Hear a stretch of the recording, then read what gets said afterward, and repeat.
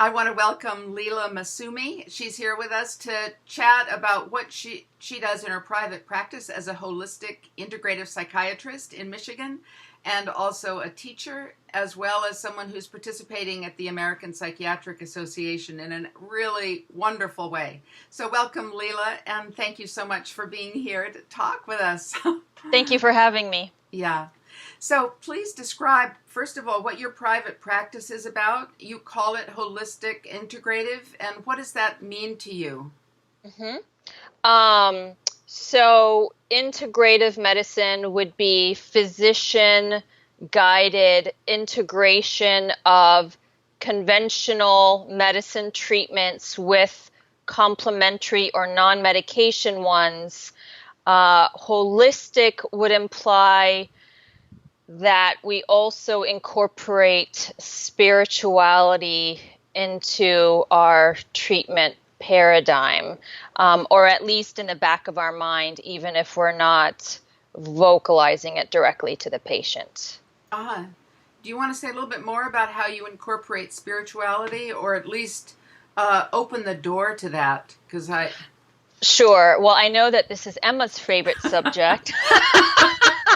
Um, so basically, the whole reason I went into psychiatry was after I read the book The Road Less Traveled by M. Scott Peck, MD, where he defines love as putting someone else's spiritual growth ahead of your own happiness. And so I became a psychiatrist after having come from a long line of doctors in my ancestry, for the purpose of helping souls evolve spiritually. I don't necessarily say that out loud when I'm meeting a new patient. But in the back of my mind, well, first of all, there's sort of the conventional medicine. We do a spiritual history, along with asking 101 other questions unrelated to spirituality. The way we ask about spirituality is, are there any philosophical traditions, spiritual or religious beliefs that in the past or currently have a large impact on your life? So it gives them an introduction. I am more likely to bring it up, number one, when there's been recent death or bereavement. There's research from Julie Beischel from the Windbridge Institute that in complicated bereavement, when someone is having a well, now I'm rambling. Okay, so in complicated bereavement, and the second time I'll bring up spirituality is if I've pretty much tried everything and the therapist has tried everything, and the universe keeps bringing certain patterns to the patient, like for example, a long string of bad luck extending years, I might sort of nudge them to look at it from a spiritual angle and that type of thing. So anyway, that answers your Great, question. thanks. Okay. And how do you bring your perspective to the American Psychiatric Association? Because I know you are participating in a caucus there that includes complementary and integrative. Right. So I chair the American Psychiatric Association caucus on complementary and integrative psychiatry. We have about 350 members. We have worked with our overseeing body, the Council on Research, on publishing a paper, for example, on SAMe, which is an over-the-counter derivative of folic acid, is probably an easier way to put it. That's been shown highly efficacious for depression. We've also published, as of July of 2017, a textbook through APA Publishing called Complementary and Integrative Treatments in Psychiatric Practice. And we are committed to offering scientific programs at the annual meeting for both conventional psychiatrists and, even more importantly, to the next generation of psychiatrists, particularly the residents that do tend to pass through that meeting. Fabulous. Very exciting.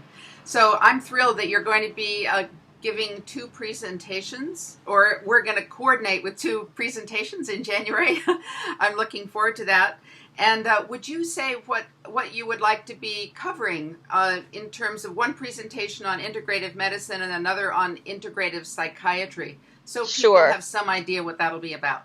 Sure. So I've been involved with integrative medicine since I took a leave of absence from medical school when I was disgruntled by the hypocrisy I thought I was seeing, and re-entered medical school once I discovered the American Holistic Medical Association. I'm one of the early members of that group. And there's been a lot of terminology changes from the 1990s onward in terms of what terms we use to describe sort of integrative or holistic care.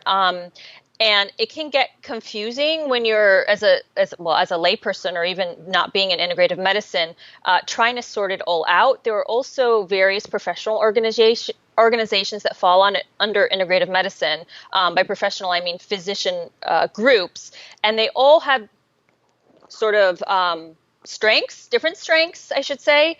And I would like to help the listener sort that out so that when you, for yourself or your client, are seeking an integrative medicine physician, you have some structure as to how to go about looking for that online. Oh, that's great.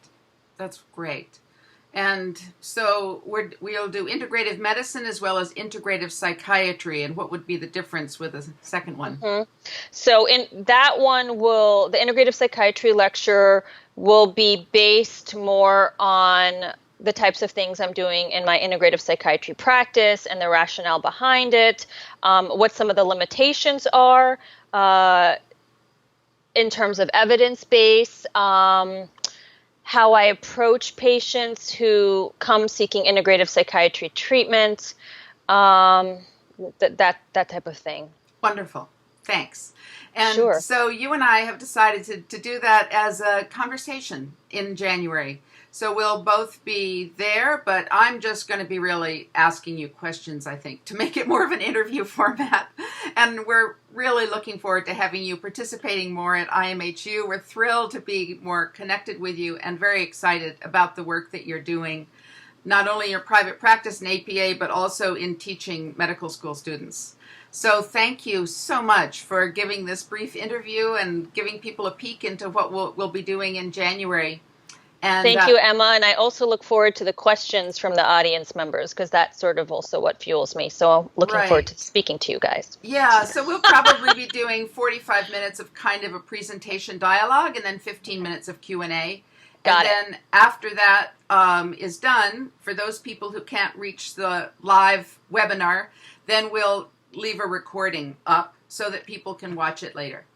Okay, any final words before we say goodbye for today? Oh, I think I interrupted you with the final words, so we're good. Okay. All right. Thanks again so much, and hope to see you again soon. Thanks, Bye. Emma. Bye.